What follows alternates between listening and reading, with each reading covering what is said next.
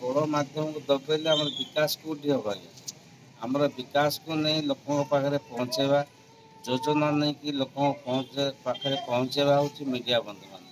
Media ବନ୍ଧୁମାନେ ନଥିଲେ ପ୍ରଚାର ପ୍ରସାର ହେଇପାରିବ ନାହିଁ। ତେଣୁ ଯଥା ତାଙ୍କୁ ସମ୍ମାନ ଦେଇ ବସାଇବାର ଆବଶ୍ୟକ ଅଛି। ଯେକୌଣସି ଯୋଜନା ହେଉ, ଯେକୌଣସି ବୈଠକ ହେଉ, ସମସ୍ତେ ଜାଣିବାର ଆବଶ୍ୟକତା ଅଛି। ବର୍ତ୍ତମାନର ସରକାର ଲୋକଙ୍କ ସରକାର। ବର୍ତ୍ତମାନର ମୁଖ୍ୟମନ୍ତ୍ରୀ ଲୋକଙ୍କ ପାଖକୁ ଯାଉଛନ୍ତି ଏବଂ ଲୋକଙ୍କର ବିଚାରଧାରାକୁ ଶୁଣିକି ଆସି ସେ କାର୍ଯ୍ୟରେ ପରିଣତ କରୁଛନ୍ତି। ତେଣୁ ଯେଉଁ କଥା ମୁଁ ତ ଜାଣିନାହିଁ, ମୁଁ ବର୍ତ୍ତମାନ ଆସିଲି ଆପଣ ଯେଉଁ କଥା କହୁଛି ସେ କହୁଛନ୍ତି ସେ କଥାଟା ଟିକେ ଠିକ୍ ଲାଗୁନାହିଁ। ଯେହେତୁ ବିକାଶ ସମସ୍ତେ ଚାହିଁଲେ ବିକାଶ, ଯଦି ଦେଖିବା ଆମର ଯେଉଁ ପତ୍ର ବା ଇଲେକ୍ଟ୍ରୋନିକ୍ ମିଡ଼ିଆ ବନ୍ଧୁମାନେ ହେଉଛି ଚତୁର୍ଥ ସ୍ତମ୍ଭ। ଗୋଟେ ସ୍ତମ୍ଭ ଯଦି ନଥିବ ହାତ ଭୁଷୁଡ଼ି ପଡ଼ିବ।